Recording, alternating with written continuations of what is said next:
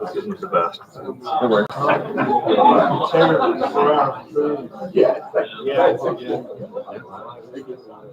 We get the ones that you're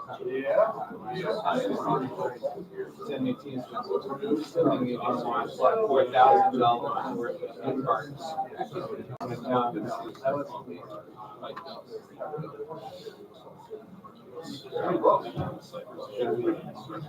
Take her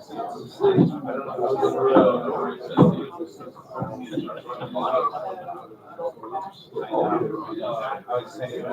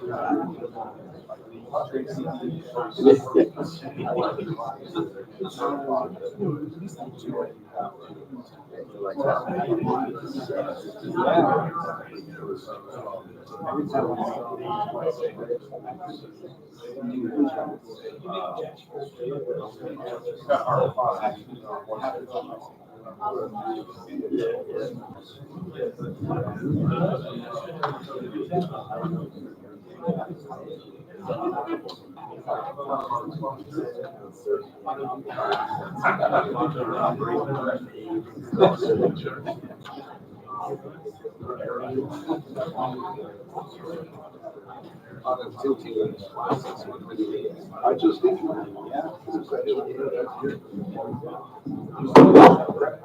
yeah.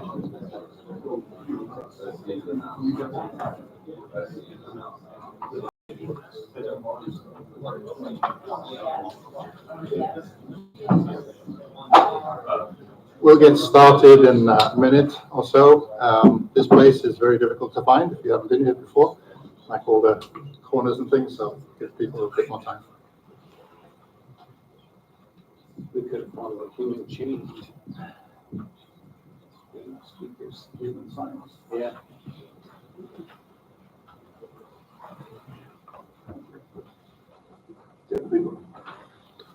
You guys can start a rowing club at your day job. Yeah, rowing.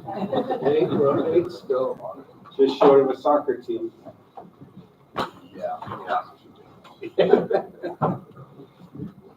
Last time I played soccer, I pulled a hammy. Literally, yeah.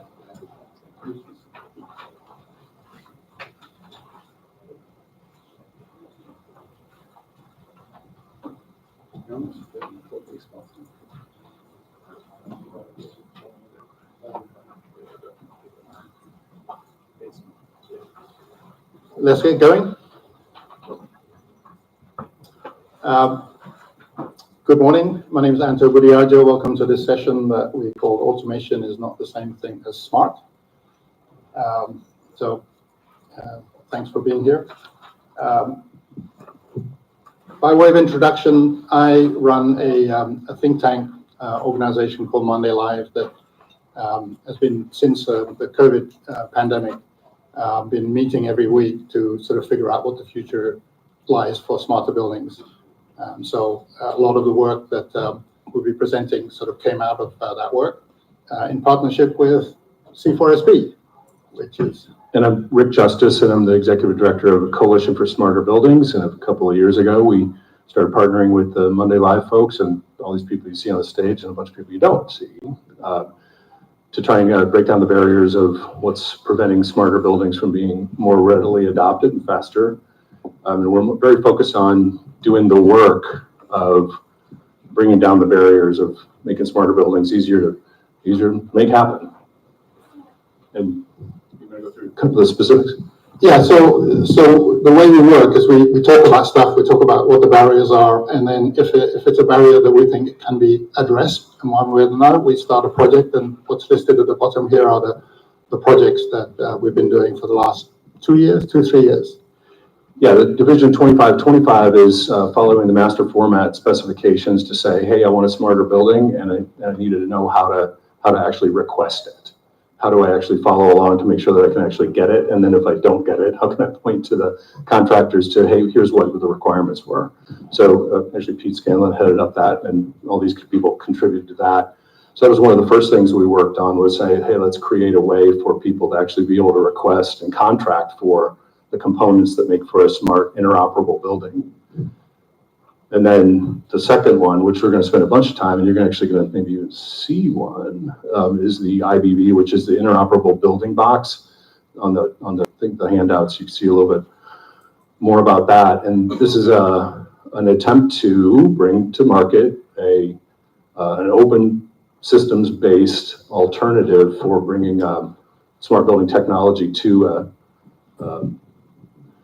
an architecture that can be expanded in multiple different ways. But again, we're very open system interoperability focused. And we said, we actually need to build some things and do some work to show the market that there is an opportunity to do things in an interoperable way, not in a proprietary way. So you're going to hear us talk a lot about that concept of interoperability and Linux-based, open systems-based architectures to be able to bring technologies to smart buildings. Yes, and the destination for this is actually the cloud-native world. Do you want to speak to that briefly? I know you'll talk about it later. Yeah, you're going to hear a lot about the fact that our work is almost all revolving around the Linux Foundation, and specifically the part of the Linux Foundation that is called CNCF, Cloud Native Computing Foundation. And for those that aren't familiar with what that is, it's a huge open source community-based effort to bring IT, to move IT forward. And what we're saying is that the future of our industry is going to be very, very IT-centric. So let's go ahead and do everything we're doing. Let's do it around the Cloud Native Computing Foundation principles. So and we'll talk more about this as we get further into the presentation. Yeah, great. And so we have on stage about 300 years of experience. 3 centuries. I'm not supposed to say that. They're trying to hide their OG-ness. But we should be proud of that, because we've been trying to figure out smarter buildings for many years, most of us, from different perspectives. And I think that's what's really sort of interesting. Pete from a sort of facility condition index kind of perspective, Tristan from a grid perspective, Jim from a BACnet and from an analytics perspective, Keith from AI and analytics, and Tracy from, how do I describe you? Distribution, controls, and Anno through many of these sort of similar technologies. So a lot of very, very sort of powerful experiences. But despite this, despite 300 years, we say that today smart buildings don't exist. So, Rick, which is a little bit controversial, because we've all been trying to make smart buildings happen, and a lot of us have got great examples of smart buildings. But what we're saying that is the new definition of smart buildings should include interoperability as a key piece, and we should expand beyond the traditional, like just trying to have an energy management system or building management system that can work with another one. But the next frontier is an interoperability of systems, and then laying AI on top of it potentially, or making decision-making tools on top of it. And we can't do that easily or at scale right now. So again, that's what the Coalition for Smarter Buildings is endeavoring to do, and doing it around an interoperable agenda. So, Anno, smart buildings don't exist. You work for CBRE right now. How does that impact your world? Good question. Not pre-host. Yeah, as Anto says, my name's Anna Sheldon. I work for CBRE. We have a program we call Smart FM, and I actually lead up a program called Smart FM as part of that initiative, building out the technologies for that. As you can imagine, from a CBRE perspective, we do facility management, right? Facility management is everything from cleaning your windows, doing your cleaning in the rooms, doing all your facility management systems, doing your occupancy, doing your energy, all the way out to tenant fit out, all the way to changing chillers. So everything and anything that's to do with facility management. And that's the reason we call what we do Smart FM, right? Is we are looking at how do you take smart technologies, building technologies, and then really apply it through that whole spectrum of facility management services that we provide, and hence Smart FM. And from that perspective, smart buildings to us, it doesn't mean anything. We don't see an inherent ROI in the fact that there's a smart building. What we see the value of is, can we use those smart technologies to basically, improve both the service levels that we do from a facility management perspective, and more importantly, one of the challenges that we have, like in any industry, see the ages of the people here, the people that it's hard to get folks into our space, hard to get folks into facility management. So how do you use smart building technologies to start to do a lot of the work that our facility managers are doing? And so that's why, from our perspective, smart buildings isn't a thing. It's really what you do with that from a facility management perspective. And what you need from it, what you get from it, from smart building? Yeah, it is the data, right? Everything is data. And which is a good point, right? From our perspective, it's not just the building automation system. We have a much wider spectrum of data need that extends way past the BMS system in that context. You heard this before, Rick? Yeah, for decades, owners have been asking for more interoperability between the systems that they use to run their buildings, not just the building automation system. And there have been wars fought and lost about where to put the data, which system is going to be the king of the hill. And in the modern world, there is no one system that's going to be the system. At least that's our belief. So interoperability becomes really important. There's this data about the maintenance of this room, and there's the data about the condition assessment of this room. There's the data about the temperature or the indoor air quality of this room. Why can't this is an owner saying this over the decades, why can't I just take this bit, and take this bit, now make a really smart decision based on all that? And it's because the systems have not been interoperable.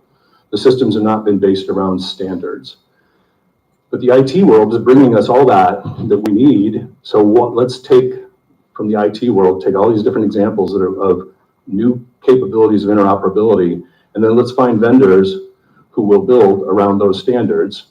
And that's what these guys are examples of that are up here with us. Find people who will build around those standards and move the industry in that way, and then show owners, hey, here's what you should ask for. You can now ask for interoperability. You can now demand from your vendors that the systems work together. So that's what we've been all about. Why has it been so hard? Why has it been so hard? Well, first of all, if I ask each one of you to say what the smart building is, the chances are you're all going to give different answers, right? There is no definitive definition, meaning, right? So that's not easy. That's really hard because you're not aiming at something that's really definitive. The industry is also fragmented in silos. What Anno and Rick were saying are basically silos, whether it's the various services for the operation or all the way to janitorial services. They're all in silos, and whatever information that exists in them are not moving between each other. So it's sort of a fundamental problem, and a lot of that's caused by the proprietary systems that's been dominating today. And all of this in a world where we are all data-driven and data-dependent, right? I think we can all agree that in everything that we do in our personal life and our work life. And we think that in real estate, the data that's there in the building is mostly not been made available for the sort of things that Rick and Anna has been saying. So we've been doing this, and we've been doing this for 30 years or so, and it's a little bit frustrating. So it's time to get over it, to get past it. And our way of getting past it is to do these projects that we're talking about, that we're presenting today. Because clearly we must do better by 2030. Otherwise, we'll get way too old for this. Yeah, there you go. So we're on the clock. Anno, I'm going to hand it to you to talk about the criteria of what does it take to get past this? Yeah, I'll walk it out. Can I do the next slide? Yep. So I'm going to focus on Tracy Markey and Jim Lee predominantly. They, like the rest of us, they've got tens and decades years of experience in that particular space. So their input is really, really valuable. So Tracy, starting with you from the commercial side of the equation, why is it so hard? First, quick introduction, Tracy Markey, CEO, Ingenuity Systems. That's my day job, and since nearly its inception, I have been the chairman of Landmark International as well, fighting the interoperable battle from a different perspective. And Jim and I can talk about that. He was on the BACnet side while I was on the LAN side of things for years. So it's the problem that I see in all of this is the lack of an economic incentive that existed for players to dive in and do something different, right? On the vendor side of things, so a main part of my company is distribution of products. And it is interesting at how many product lines, how many control lines aren't sold through open distribution, which is telltale sign, controlled proprietary channels or licensing or whatever it might be. The techniques are all different that people use to lock building owners in. We've seen it all, but that's an indicator right there. So I think more than anything that has prevented us from getting to where we need to be has to do with the economics of it all and the incentives that exist for certain companies. Yeah. And the economics, we all know that, right? There's how many people have gone through the process of the client knows they want to do it. They understand what the needs are. They understand the technology is just can't get over the financial hump of what it takes. And sadly, they think they're getting open interoperable systems because they selected a particular technology, whether it be BACnet or LAN or whatever platform vendor is, but in the end find themselves locked down quite often. Jim, do you want to expand on especially the standards and the process that you've been involved in? Sure, I'd love to. Jim Lee, President, CEO of Symmetrics for 35 years, High Priest of BACnet, founder of BTL, BACnet International, other things. So Tracy and I have squared off for years and are close friends over it. So standardization. So if you look at BACnet now, it has 70% market share worldwide and growing. So it's a great interoperable standard, and it interoperates at huge scale. So we can take campuses with hundreds of thousands of points and get those to interoperate and share data. So why am I sitting here talking about other interoperability solutions? The answer is, if you look at this silo concept that we talked about, BACnet has done an excellent job of providing open systems and an interoperability platform for HVAC controls, lighting, fire alarms, security systems to some extent. But the question is what happens when you go beyond that? What happens when you really look at trying to provide enterprise management to which are the kinds of value propositions Anno discussed that go beyond those silos? And that's really where a lot of the value creation is. So if you look at your iPhone and you look at all the apps that you have there, what information needs to be exchanged between those apps to create a lot of value?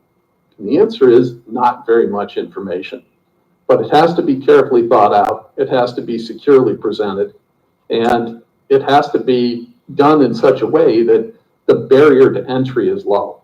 The barrier to entry into using BACnet as a wide-scale integration technology is fairly high. It's not going anywhere, as I said, because it is, heavily entrenched into everything we do and very important. But for this smaller data interchange, it's very important for us to have a way to do lightweight interchanges of that information so we can empower some of this enterprise value. Just while you're there, Jim, you talked about security and touched on security. And as you can see, security is one of the greatest issues with data, right? Everybody in this space, I was just talking to the crew earlier, we heard a new term today called squishing now, where people send out QR codes for you to link in on and do all sorts of stuff. So security is changing all the time. How do we deal with that? Super. So, there's this idea for especially people outside the industry to think that building automation is completely insecure. Well, it is. However, as an industry, we've been working for the last 15 years through BACnet and other standards to build zero trust cybersecurity across the board.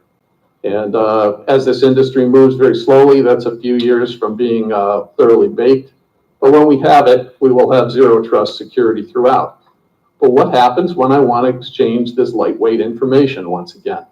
It's a question of who has the authorization to see different bits of data, right? So one of the things that we have to figure out as an industry is if I want to share lightweight data, who gets to see what, why, and when? And these are the kinds of things that we have to work out now. And that's, in fact, what we're working on here.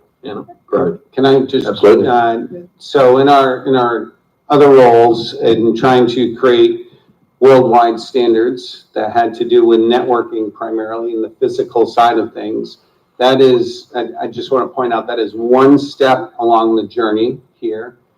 Interoperability is climbing the stack up higher at this point. And what we're talking about here today, not to be confused with as simple as putting a BACnet system into your building, right? It's a much more full stack solution that we're proposing here in architecture. Right, and just to sort of come back to my opening points, to extend that beyond the building management systems, when you have IoT systems and facility and janitorial systems, Smart bathrooms. They don't know anything about BACnet or LON and those sort of things, and still has to be taken care of. The other one that's relevant here, and by the way, on the security one, I think if you were in the opening sessions, there was a lot of good roundtable discussion about the need for cyber. We absolutely recognise that, and as Jim was mentioning, I think the other one that's become relevant in the space, of course, is AI and machine learning, right? Everything is now got an AI machine learning sticker on it, whether it's real or not, right? And so you try to work out what's different and what is real or not. So I know, Tracy, you've been doing a lot of work with Keith in some of this area. You want to cover that? Yeah, today the real game changer, kind of the killer app for what we're talking about clearly is AI, right? If the problem that we've had forever and forever, I remember 20 years ago, public speaking and educational sessions talking about the importance and the value of the data and getting the data available to different applications and to share that. And it's never been more important than it is now from an AI standpoint. If you can't, whether it's machine learning, we don't need to get into all the different variations of AI models, and it doesn't matter. The point is, if these external systems can't get access to the data they need, then you're leaving dollars on the table, unquestionably. Right, and that talks to that second point there, right? The valuable for all stakeholders. That's one of the things that we again like to hammer in what we're trying to look for the viable solutions. There's more than just the facility guy that needs the data and the people that we're talking to. I think a lot of that now kind of moves into what we want to talk about, which is the cloud native foundation that Anto was talking to. So we're going to sort of transition from here into cloud native.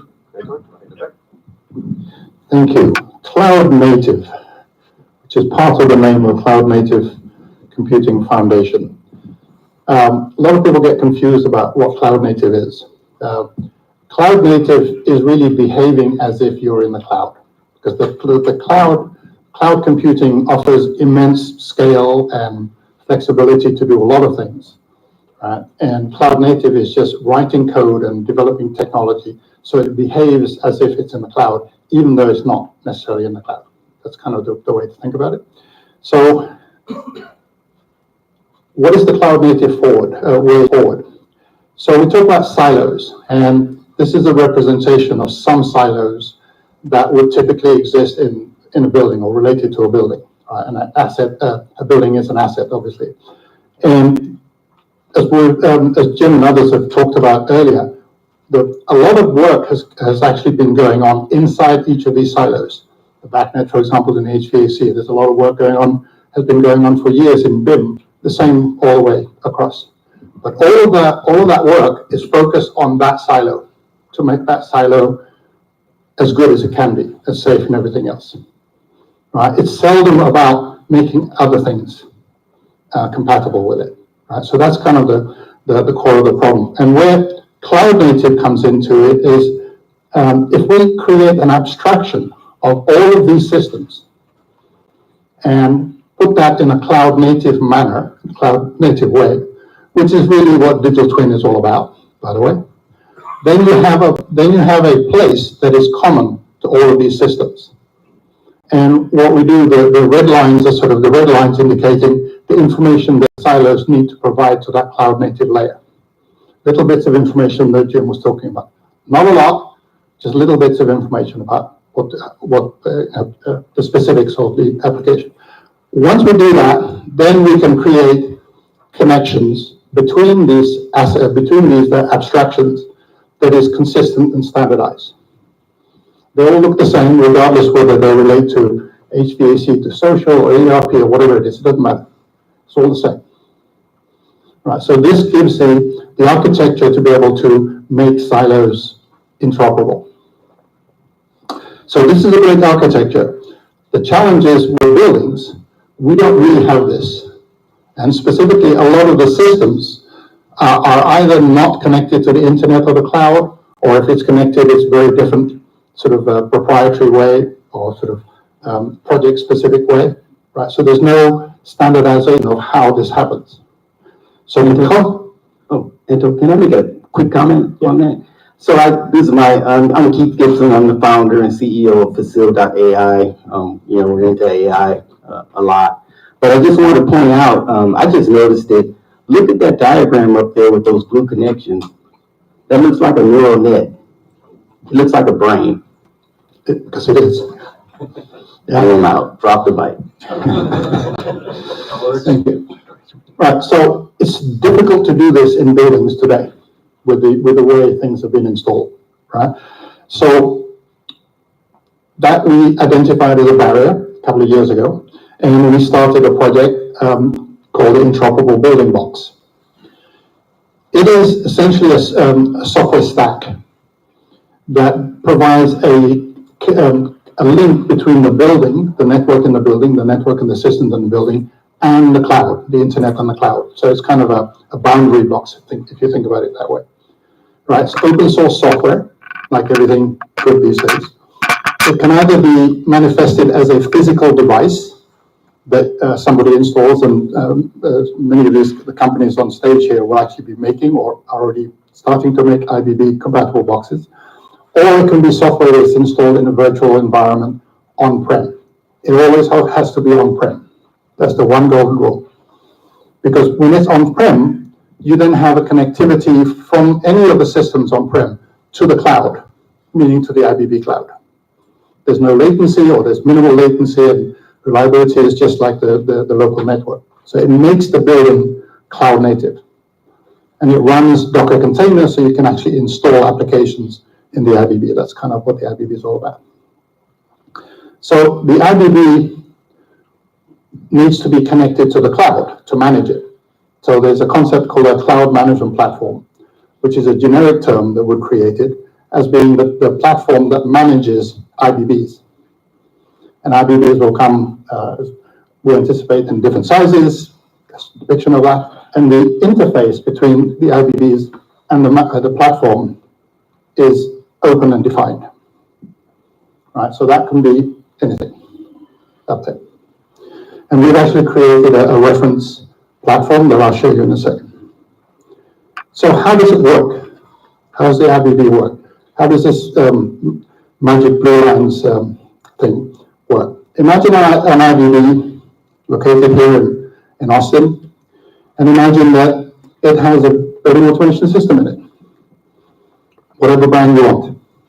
And it's connected to devices, BACnet, IP, MSTP, whatever, don't care. There are other IP-based controllers that are connected southbound of this IBB, just doing sort of package unit kind of things. And then maybe a whole bunch of IoT kind of things that typically go directly to the cloud. That's kind of the typical architecture. Right, so the IBB has been installed here. Now imagine that you want to install some energy AI bot. Maybe Keith has created or somebody else has created. How does it work? How does it find data for it to consume? So what it does when you install something in the IBB, it makes the application makes a declaration to the IBB. There's a broker function in the IBB, and the application says, in this case, I can consume energy data about Acme HQ. Right? It does that obviously in technical terms with very specific standardized ways. And what the broker does is says, okay, this guy that's just been installed, he can consume energy data. Let's look for some data for him. And it finds, because of previous declarations, that the BAS had declarations that it can provide. And so did the IP-based controllers, and so did the IoT. So IBB connects them all together instantly. And data starts to flow. That's the kind of the basic operation. And this whole thing is dynamic. So if a month later, some new application is installed that allows connectivity from the utility, then that will just get plugged in and the broker will find everything, and everything just matches. So everything just sort of works like that. And if you think about that, that's the diagram I showed earlier. Silos, abstracted to a cloud-native platform, the IBB in this case, and then the connections established between them to do very, very specific things. So I'm going to show you a little bit of the progress we're making on the IBB. Thank you. And I'm going to do a demo.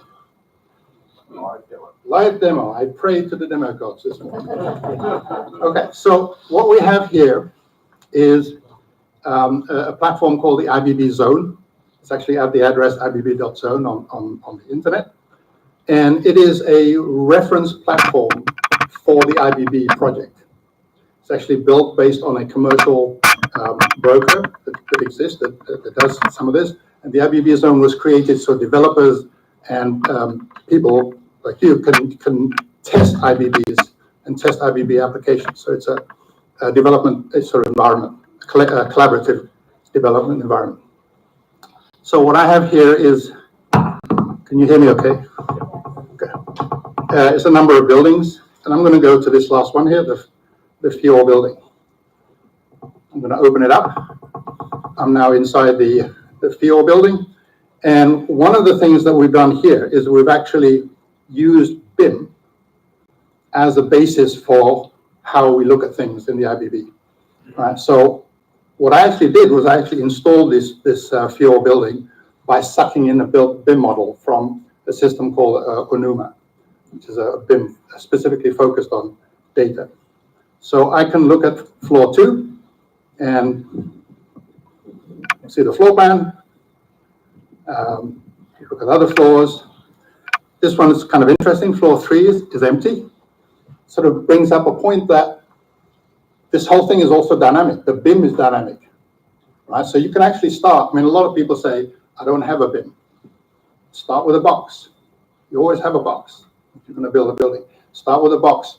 And as things are done, as things are installed, it just appears on the BIM model, and it will appear here. And see another floor here, floor 1. So if you think about it, I'm in Fjord building floor 1, right? Looking at the floor plan coming from BIM. What I can do with this platform is then add applications, install applications. So this is an application called DoubleFox. which is all to do with janitorial services, maintenance. Some of you may know them. But what's been done is that was installed in this floor 1 or in this building, and it took all of the coordinates from the IBB and displayed the right information. There's another app that I installed previously called Details. Here you will see the internet isn't great in this convention center, but it works.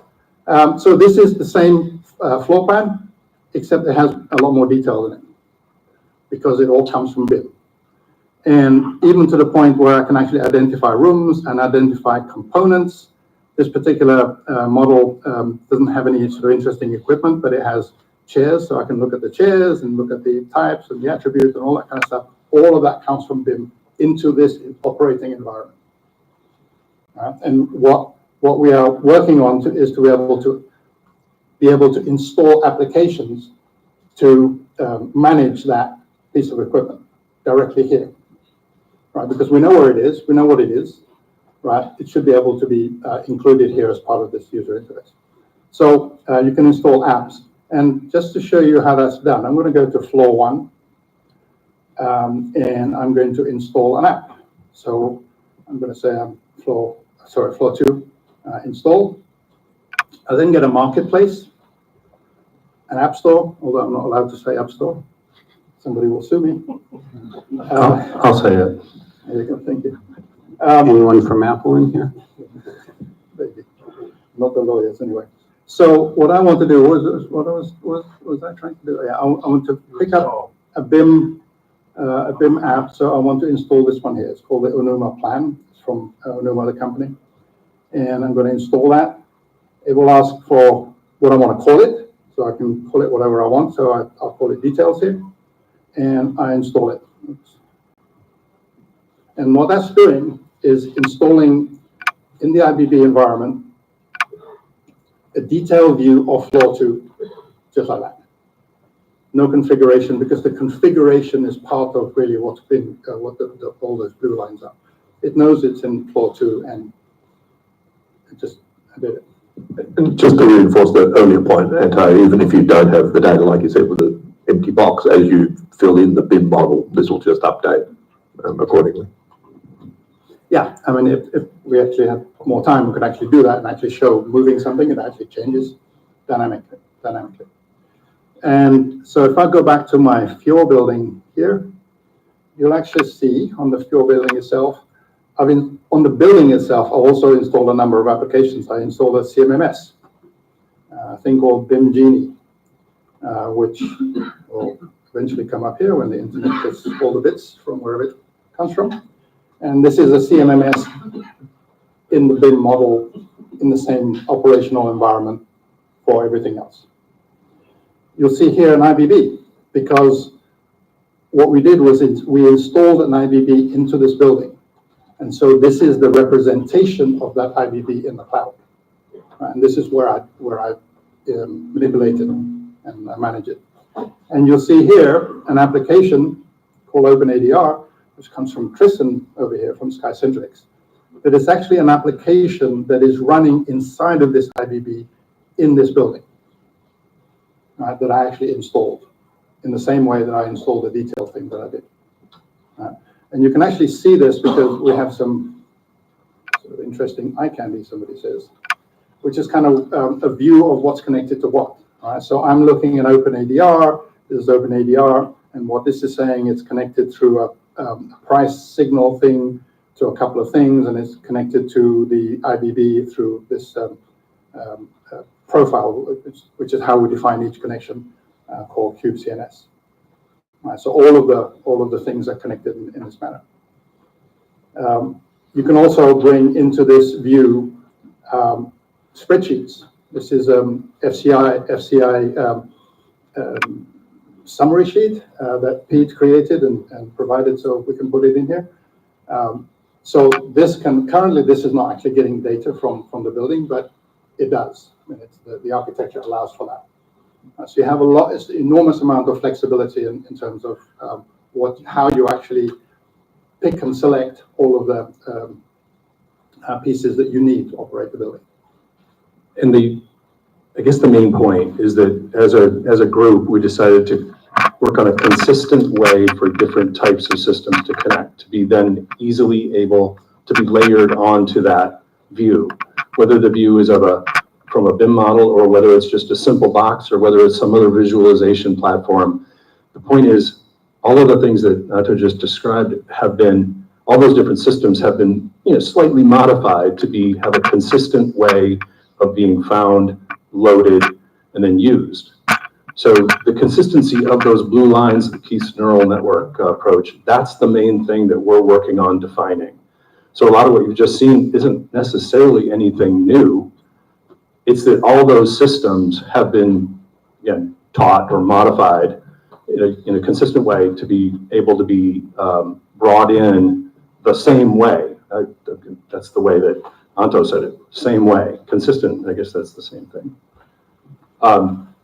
So that's the critical part about what we're doing as a group, is we're modeling the behavior of teaching the different systems or building the different systems in a consistent way. What is the next slide? Do we go to CNCF now? Yes. Ta-da!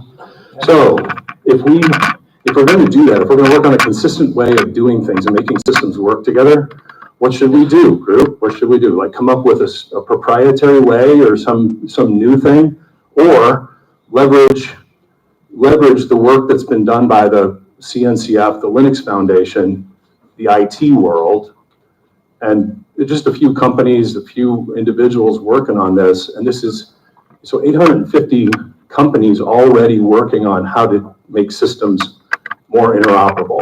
Tech companies. Big tech companies. Can't even see what half of those logos are. But so instead of saying, hey, let's come up with a new proprietary way, let's look over the wall here at the IT group and say, hey, what are you guys doing in terms of solving this problem in other domains that pharma, so all of the kinds of different domains of systems that are facing the same problem that our buildings domain has. And so we have become quite excited to be not be part yet of the Linux Foundation, but to be following the principles of the Linux Foundation, specifically the CNCF part of the Linux Foundation. Because it's a nice shortcut of work that's been done by all these 220,000 individuals that are working on ways to solve the problem that we're talking about, of those blue lines, those consistent ways of being able to make systems be able to be found and work together. And so that's a big part of what I like to say, this CNCS stuff was a gift from the gods to us, because as we're trying to figure out how to solve it, it's like, wow, here's the roadmap. And all of this is to do. So now that we have this vision of the fact that the systems can consistently be brought together, those bits of data can be found, identified, and taught to be more interoperable. Why are we doing that? And so as a Coalition for Smarter Buildings, 501c3, by the way, everything we're doing is open source and it's consistent with, like I said, the Linux Foundation. We decided to create this thing called TXO, and TXO, the X stands for anything, and we solve for X. So we're creating a framework of basically a scoreboard or a scorecard for the life cycle cost or the life cycle benefit or the life cycle value, or just energy if you want that, but a framework for a new kind of scorekeeping, a new way of creating KPIs. Now, for a while, we were like a little bit frustrated about the fact that we couldn't bring enough data together to be able to do anything different. It was like everything was silos, everything was different interfaces, different data sort types. So you had to do this sort of total cost of ownership or total cost of operations manually. We're saying, well, let's go ahead and set up the scoreboard for how the different improvements brought to us by digital technologies. Where are those digital technologies going to have an impact in the organization? Where are they going to have an impact over time? Not just when it's built, not just when it's torn down, but the whole life cycle of a building. And where do the digital technologies have an impact? Because we can now say, hey, if you want that impact, follow this roadmap. Follow this CNCF-based roadmap that the coalition and this brilliant team is helping to model. So The TXO framework, and you're going to hear more and more about that, is simply a scorekeeping mechanism For operations. for operations, well, life cycle operations, and where our systems, where our classic building automation systems or maintenance management systems fit, you'll be able to connect the dots between this digital technology that's now more open, and here's where the impact happens. Okay, so we're going to open it up to the panel here to sort of discuss this and get their perspective from their angle, as it were. Let's start with you, Pete. You're an FCI expert, as I understand it. Thanks. Pete Scammon, founder of Verdicity. We're a marketplace for smarter building solutions. I come out of the construction side of the industry and spent a lot of years helping owners with big portfolios understand the capital needs for their campuses or their whole portfolio. That was one of the silos, the information about the condition of buildings. And when a number of years ago, one of our big clients was one of the states. State government had 4,000 buildings, 38 million square feet, and they wanted best in breed for condition information, and they wanted best in breed for work order management, and they wanted best in breed for occupancy and lease management as well. And those were different silos. This was almost 20 years ago. And we started then building up this unifying platform, which had to be proprietary at the time. And when we finished, it was 18, 24 months through, and it got it all together. Some of the folks here actually were related to the project, and we kind of looked at each other and were like, we need to unlock what we just solved for that one place in a more general way. And so this has been a long time mission for me personally, and rather than trying to convince everyone to come into a platform that maybe my company built or that one that we were connected to, what they built, I really believe in the open. We need to solve it in an open way, because the innovation that comes from a market with 220,000 contributors, to the technology, there's going to be advances and new things invented that we're going to want to bring into managing our portfolio. I don't want to have to build that myself inside. So I want to. That was my motivation for joining and helping to start the coalition. And we're so thankful that Linux Foundation and Cloud Native part of Linux Foundation has been solving this for a different place, and we're just adopting those really proven ways of bringing information together and adopting it for the built environment. Which makes your job easier, right, and quicker. Well, yeah, I mean, we don't have to build all the other pieces, so and that's the thing, right? So we can just if we can talk to the common space, and we've now named it as the IBB, as the way of the architecture doing that and the common place. So if what we do can talk to that, then all the other things that can also talk to that can talk to us too. Yeah. And Tristan, you're into connecting to the grid. Tell us all about that, why it's important and why IBB. All about that. Sure. So not all about that. No, definitely not all about it. As Jim next to me said, what we need is a lightweight data transfer mechanism. Rick has told me there's a thermostat that he wanted us to connect to that had 700 data points. That's great so that it can connect to all the HVAC systems, but we only, as a company that wants to talk about energy, we don't need those 700 data points. They were just options. And what we need is to know the set point, and the set point changes, the zone temperature. So we basically want to tell a building equipment to either use more energy or less energy. For 100 years, building equipment that you all manage has gone on and off randomly. And for the next 1,000 years, that equipment needs to go on more when the grid is clean, full of solar and renewables, and less when the wind stops blowing and the sun stops shining. So all we want to do is say, use more energy now and use less energy now. That doesn't take a lot of points. So we came from a place where this weird little white module is sort of like a USB stick for machines. But interestingly enough, machines didn't have the USB port. It's called the Eco port. So then we made this box, and this box gave a whole bunch of folks like Mitsubishi and other people the port. It talks Modbus out of one end, and it gives the port out of the other, and gives OpenADR. And then we realized, oh, these guys are making IBBs, and this box, we can just supercharge it and call it the Super Sky box and actually make it be an IBB. But the most important part of what we want to do is to rapidly connect to as many things in a building. And we don't want to be HVAC specialists.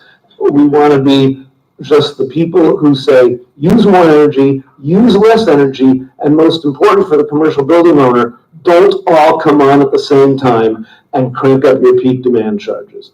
So that's all we want to do. And the IBB helps us do it to a lot more machines, a lot more quickly. How about Keith, your perspective first, from an AI perspective, your history of analytics? Absolutely. Yeah, thank you. So, we're seeing a very powerful shift in AI and machine learning. Up until now, it's been mostly compute intensive, GPU intensive, lots of processing. And there's a spot for that, large language models, ChatGPT and all that stuff. When you move over to the realm of controls, you're really trying to do a simulation in real time. So unlike a static, like a prediction model where you're trying to figure out if a picture is a dog or a cat, those pixels never change. Imagine a series of pixels changing. That's what we have in buildings. It's a time sequence, right?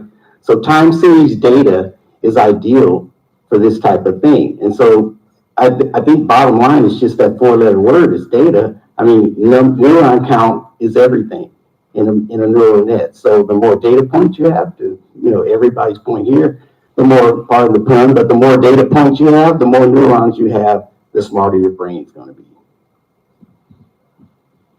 Open it up for discussion. I think just just circle back to from a CBRE perspective, our approach is from a technology perspective, we do what we call a build, buy, partner. If there's a good partner, we'll partner. If we have to build it, we build it. If we have to buy it, we'll buy it. But our challenge has been, again, what is the platform that we could use? We don't want to be in the business of integrating with everything that's out there. That's just an insurmountable task. So what we're looking at here is a big deal for us. I want to reiterate what you just said, actually, because I think if you're like me, you might be sitting there thinking, what's in it for me? What's my economic incentive to do this? And if you're CBRE and you manage literally every control system or IoT system out there that ever was, trying to pull all that data together into a single platform is the goal. And the reality right now is everything is proprietary. And owners get locked into expensive contracts and the data is not shared openly. So you're in this to get to that vision, right? And from a vendor standpoint, I'll put my vendor hat on for a second. The incentive is, as Tristan mentioned, this makes my life easier. It opens things up. It makes me instantly compatible with anyone who implements an architecture like this. I'm not controlled by one of the big guys anymore. There's no lock-in from that standpoint. Equally important is I'm easily replaced. If I'm not innovating and providing value to the owner, I'm easily replaced, right? So I used to have a term called sustainable competitive advantage. If you're a building owner, that's what you want. You want to be able to bid out your various needs, whether it be HVAC or smart bathrooms, or smart FM, whatever it might be. And this is the framework that will get you to that point.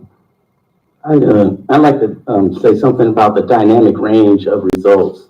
It's directly correlated to the amount of data connections that you have. And it's obscene almost. I mean, so some customers can save 5% on their energy bill, and others can save 10 times that. Like savings of up to 50% are possible when you do this sort of interconnectivity from all these silos. And it sounds outrageous, but it's true. If your competitor, if you're saving 5% because you want to close off your data into silos, and your competitor is saving 50% on a similar cost structure, that's significant.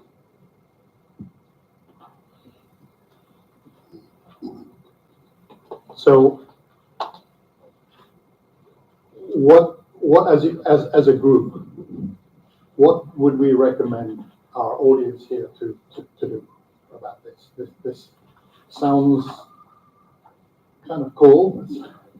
This isn't the first time the industry's been through something like this, right? I mentioned when I opened that I've been the chairman of Landmark Association for 20 plus years.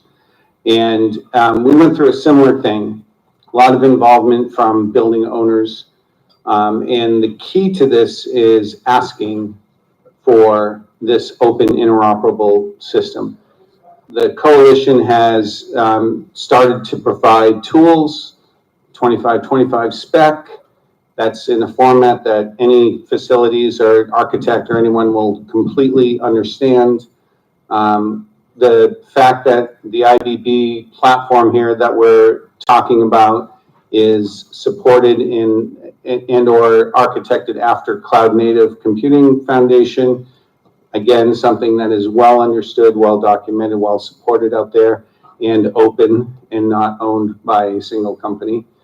This gets you open source, open. Yeah, you don't have to run it on. We're working on a project where the IBB might run on a little embedded Linux box, or it might run on a bigger Dell box, running a bigger version of either Windows or Linux. And the fact that we have to make that decision just is a testament to the fact that this is open, scalable, movable, so consumable, I think is the right word for that. And that's an important part of that. I think that from my standpoint, I'm just going to make one, because I think you have to understand with the reliance on existing IT technologies and the CNCF background and everything we've already done over the years, the barrier to entry for most manufacturers just isn't that high to get in this game. Now, of course, it will take a matter of time to build out connection profiles and get the underlying technology straight. But the fact is that we can start right now, and many of us are just going to do that because we can. It's the field of dreams principle, right? Build it and they will come.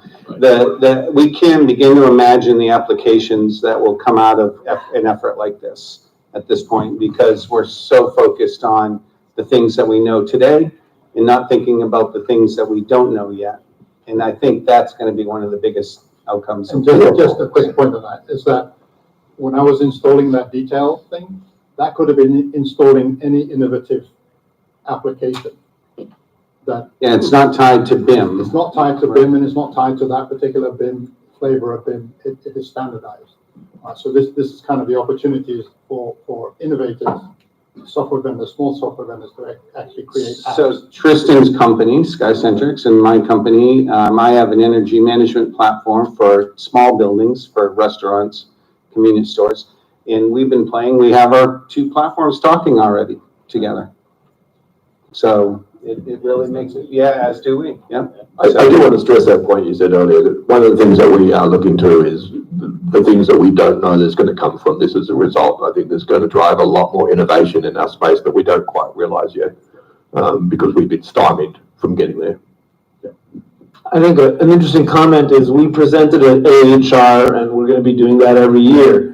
And my daughter's 25 years old, just came out of college with an IT degree, deep into Docker and Kubernetes and all kinds of things. And she was able to step right in and actually write part of that OpenADR application you saw and presented it at AHR. So it's also pretty exciting for a new crop of people to come in knowing that they're learning things in the IT world that they can start applying to the OT world. And we've all seen that that transition's coming. So we went and picked the end game of the IT world that's cutting edge, that all the kids are coming out with, and that's supported by the Linux Foundation. And that's the one that's the most open and interoperable, hence under the cloud native foundation setting. So that's pretty exciting. If you recall, the person on my team working on that project was an intern from ASU, senior, and jumped in and was able to with a little bit of coaching, because they had no clue of what the built environment world was all about, but understood, it didn't matter, understood basic coding in the way they've been taught, so.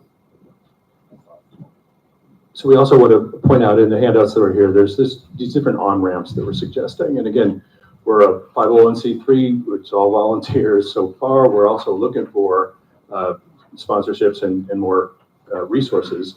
But from right now, it's mostly just volunteer work. So aside from saying and asking for, hey, I want my systems to be IBB based, or I want my systems to be more interoperable or based around Kubernetes and Linux, you can also participate in actually growing it. And that's part of what that's what we're excited about.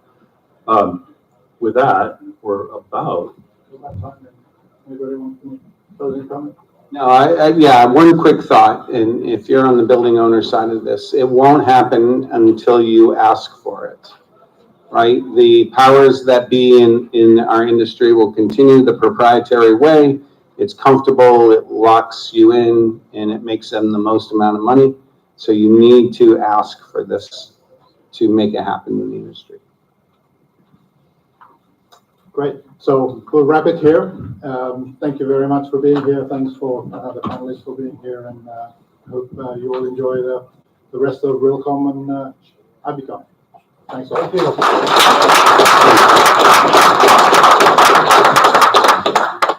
Can I engage you guys for a second? Rather than just take the question from the So I was thinking that if you look back at some of the history that's happened with technology, maybe two reasons we don't have smart buildings is because one, the lunch lady doesn't care, the janitor doesn't care, the accountant doesn't care, the lawyers don't care.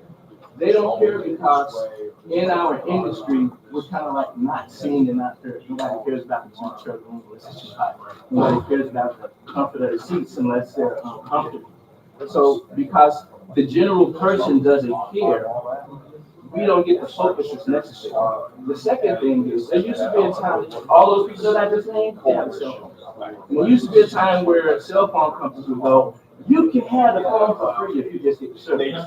And so what happened is everyone became addicted to cell phones because it was cheap. And people can't, businesses, those same people, they can't become addicted to small buildings because it's too expensive to make the building smart. Isn't it? If it was cheap, right? If we started off making it really cheap so that everyone could get to it, then they could become addicted to the smart buildings, and then you can make your money on the back end with maintenance contracts. Or at least when you build new hotels, new resorts, or whatever, those could be the models for smart buildings because they were cheap to get in there. And then you can say, that's an example of a smart building. You're not there yet. This is what people can experience if they get there. So those two reasons, it's not technology, it's more emotional. If we could focus on making it relevant to the everyday people, as well as making it cheap for people to convert, I think that we could get to smart buildings. You're 100% right. The reason cell phone companies the reason you got addicted was the innovation apps that turned up as a result. Right? We're still sorry. That was the thing to do. So the reason that at the end of the day that the You got addicted to the phone with the application. It was the application. Right. Can you turn the mics back on? That's what's driving. You can't hear an addiction now. To your point, getting it in cheap, getting it successful. Once I've got the apps that we don't even know are gonna come. 99% of the apps we have on our iPhone, we didn't know were gonna come in. That's all this came around, right? From that perspective. The little secret that we didn't mention about everything that is infected with Linux ends up being lower cost. So that's a really key objective. And we talk about some of the projects we've done over the years where 4,000 buildings or wherever it was, that one project, we only put systems into 1,000 of them because the other buildings couldn't afford it. Right. So the other 3,000 buildings, or people in those buildings, didn't get any of the benefits of the systems that we could do back then. Right. So the goal from back then was we got to bring the price down, we got to bring interoperability up, and then as we can start to see that, then vendors will start to create innovative apps. They'll move their systems to that. So that's The SaaS model, is that the model? It can be, but it doesn't have to be. We don't necessarily. Yeah, It's important to have a hybrid on-premise, right? You Right. don't want to be SaaS only for buildings, because sometimes they need to operate and do things if the internet's cut off. And that's why the IBB is where it is. That's why It's independent. It can be more It can independent. be. It's not. And that's what you have to market. If you market with the pricing and people see it, wow, my building's on my phone.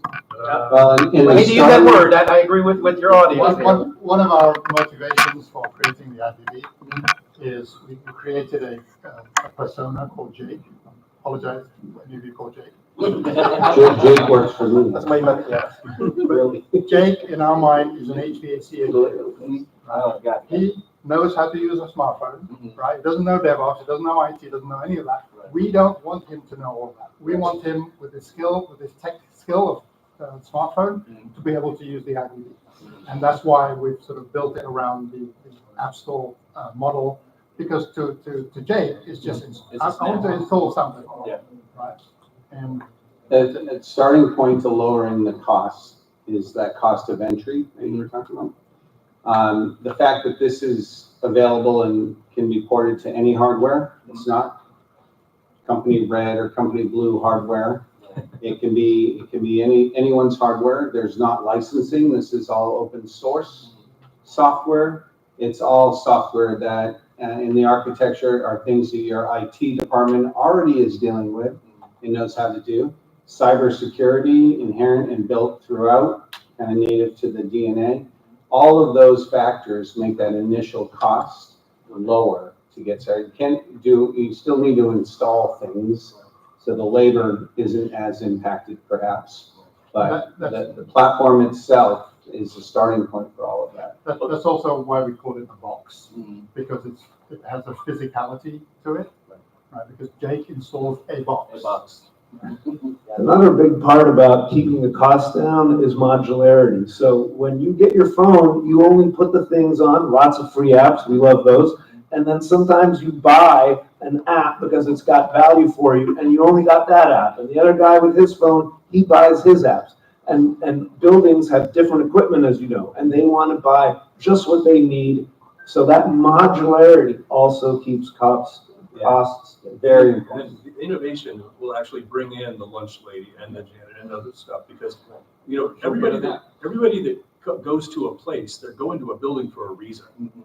And so they actually do care about the place where they're going, but we haven't made apps necessarily that bring in their world into the building. But that's going to be the exciting. Yeah. And from a vendor perspective, that's good as well, because I mean we're already playing around with that. Like we provide AI services. We're thinking about paying for the box for our customers. So if I got 200 buildings, we'll front that cost. It's just like the cable company. Like when's the last time you paid for your cable box, or even to your point, the iPhone? Nobody pays for their phone anymore. It's a subscription. So is this neural net, are you using semantics? We're using a new, it's called liquid neural net or liquid learning. So it's based off of this thread worm that has like 90 neurons or something in it, but You're not using real estate core or anything No. And is there a reason?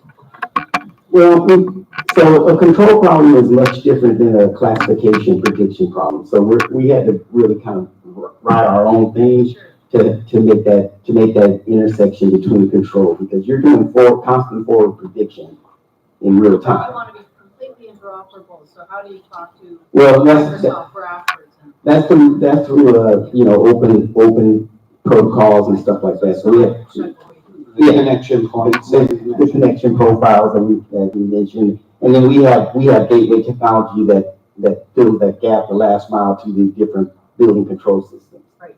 Thank you guys for your time, I appreciate it. Yeah, we didn't talk about the difference between existing buildings, retrofits versus new construction. So there will be a period of time here in the industry that we can't avoid having to patch things together through gateways or APIs or whatever it might take to get there. But you're on Linux, so. Right. But if you're specifying something new, it can start that way, fresh, it's a whole different ballgame. Yeah. On the data side, you mentioned the schema. So the schema is actually in those blue lines. Is it a particular schema though? It is a schema that is standardized using a process. You actually create a schema that becomes a standard, a global standard. So that can be done by an individual or by a company, but what we're encouraging is for it to be done by essentially standards organizations. And AI can create that. And AI can create it, but it Absolutely. also It becomes very templated to be repeatable. But also AI can use it. Exactly. Right, because the whole point of it, the whole point of it is that how do you know what data is available to you at any given moment? Shouldn't have to. You shouldn't have to. You should be able to say, I'm interested in this. Sure. And all those providers that can provide that data, to say, I have that. Which, by the way, goes back to your model, in that if I get the app, and I go, but my building doesn't have it, well, hang on, how do I get that? You mentioned you're using the BIM, and it's not baked in, I understand that, but they've got the new ISO 19650, the new standard. Yeah. So does it use that at all? I mean. So it doesn't need to. That's the comment that Jim made about. It's agnostic as to. Because the BIM standard is in our world in the BIM silo. Right. What we want to do is to just tap into that, what's necessary to see what needs to be conveyed to other silos. Another way to look at this is a little like a search on the internet, right? There was a time when you went in and you did a search and you got some results. Now, if I looked up my name 15 years ago, I got 3 hits. Now it's 3 or 4 pages worth of stuff, right? Because the way that architecture, that technology works is expanded. This is not unlike that. We're exposing data points from different systems to be crawlable, if you will, made available to other applications to consume. Very similar from an approach that whole thing went through, right? That is also contextualized. That's the missing part.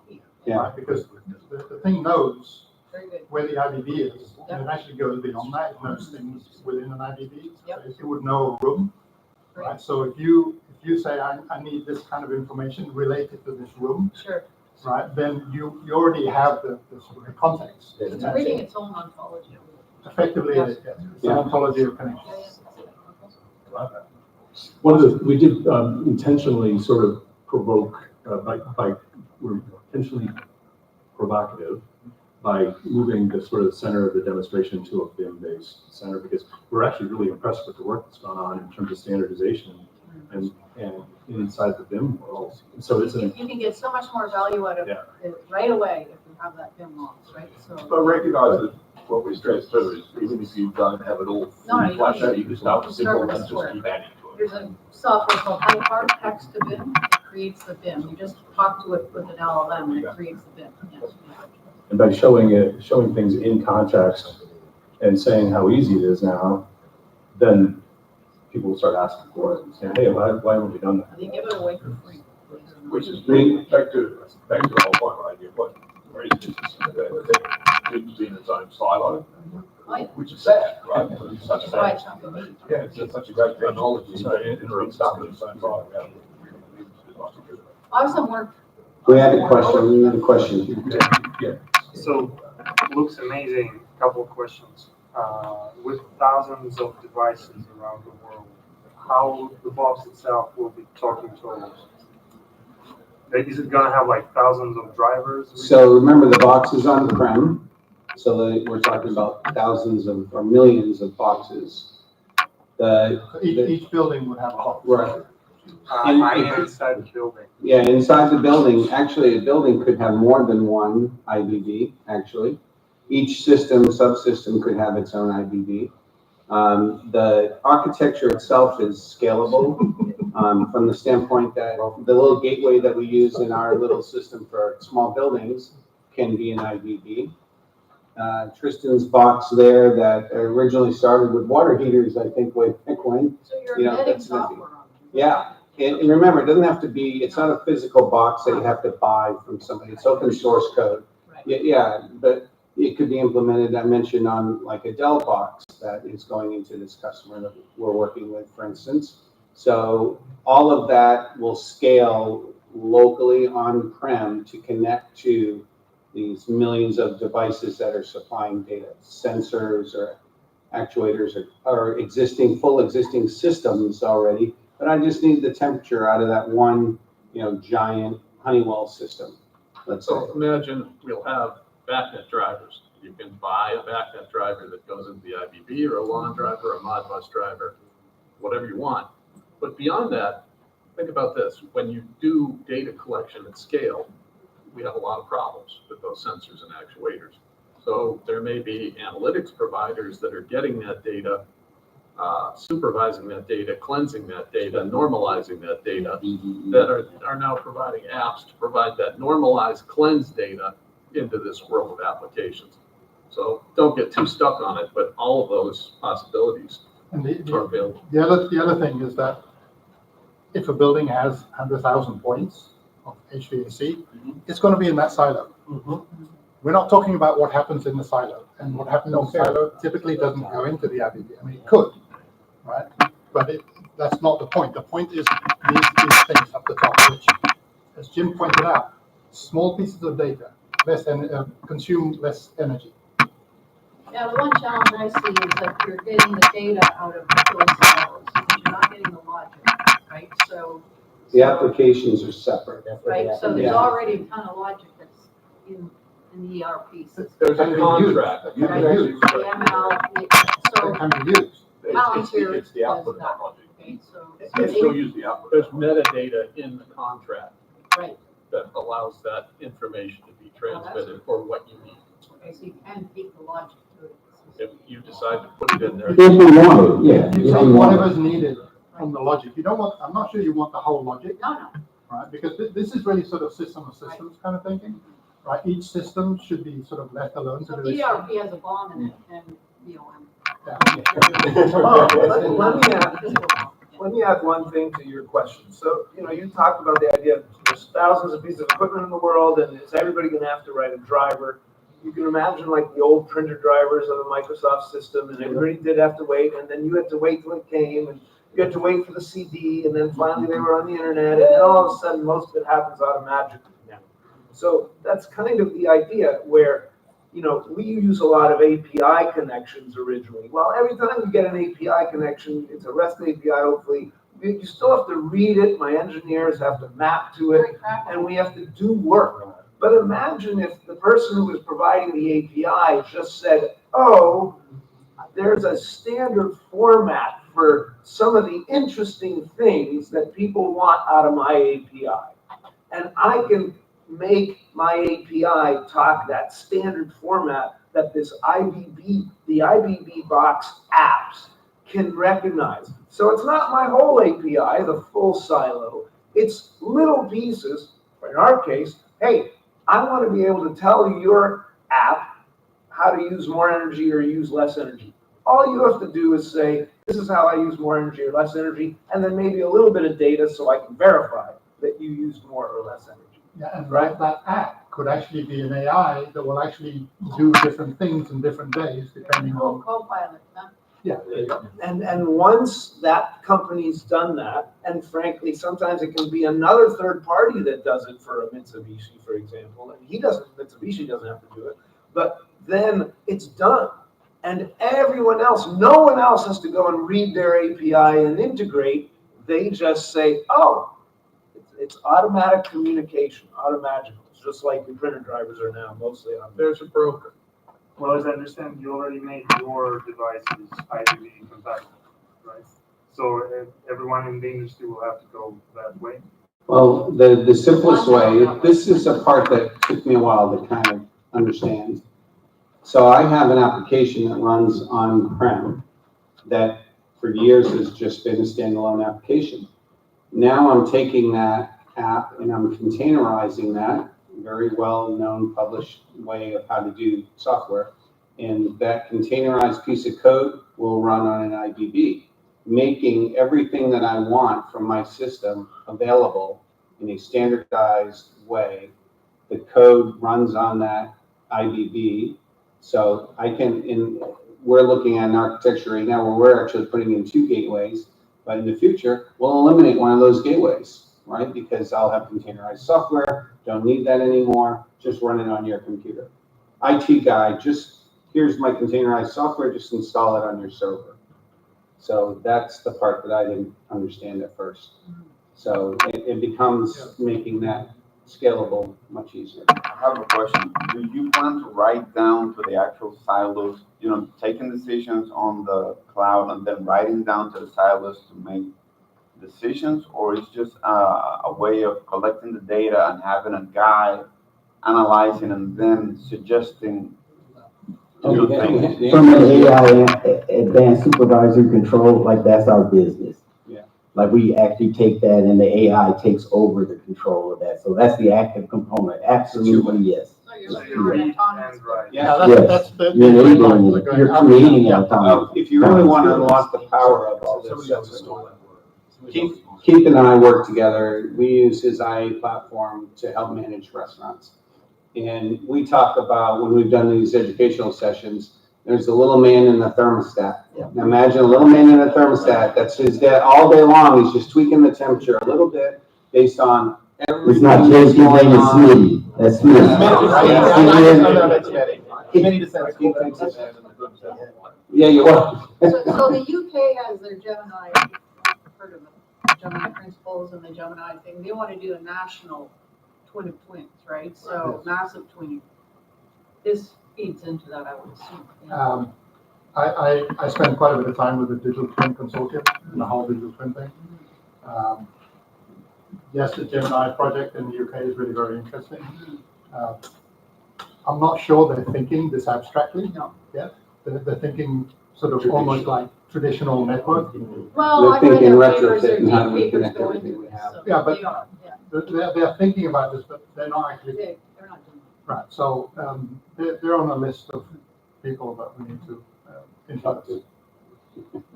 Great conversation. And I love that your thoughts, you don't get into the logic, you don't get into the programming. Those are individualized. Those are still silo controlled. You look at the master points connected to the grid. You want to make adjustments that go both ways. You're looking at simplicity, not complexity. Then you can take in your buildings, and very possible buildings could talk to buildings in a way that they could work in harmony to help the grids when they need to. We're both working together. We're both, and if you didn't get it, it could send an alert to say, wait a minute, you didn't catch it, catch up. Now we start using power when we need it to start addressing our winds, our turbines, and all of our solar energies. Think of smart city applications. Absolutely. Convention center, if this convention center was smart and it had a big conference going on and it ended at a certain time, if it could inform public transportation, for instance, hey, we're wrapping up here. Fire up. Fire up, get the cars, load up extra or whatever it takes, things like that. So it is cool also, because we talk about them a little bit, getting their act together. The transportation industry is also going through the same standardization, and guess what they're basing it around? Linux Foundation. Amara project. Yeah, which is a huge Linux. So smart cities, buildings would be a good start. It's all, I mean, think about, we worked for years with traffic control systems. Yeah. Same sort of a thing. Yep. Right, if all of that was integrated in with what's going on, if there's a baseball game or a football game, or, right now, the answer is, what? A whole army of police officers on motorcycles at every intersection, you know, overriding the lights. So one of our sister companies is actually a traffic control company using AI. It's called Light, L-Y-T. And their tagline is Light Saves Lives, because they're actually doing wayfinding for paramedics and emergency services. But we share a common VC, and the CEO of our VC firm, they said, I see so many similarities between Facil and Light. It's the same type of thing. Siloed traffic control systems, like proprietary, they're so similar. Those two, and they have the same common, you know, Ron is used a lot in traffic control systems. Interesting. Great question. Thank you. Thanks for us keeping you over. Thank you, Sam. Great job. This is where I'm used to getting.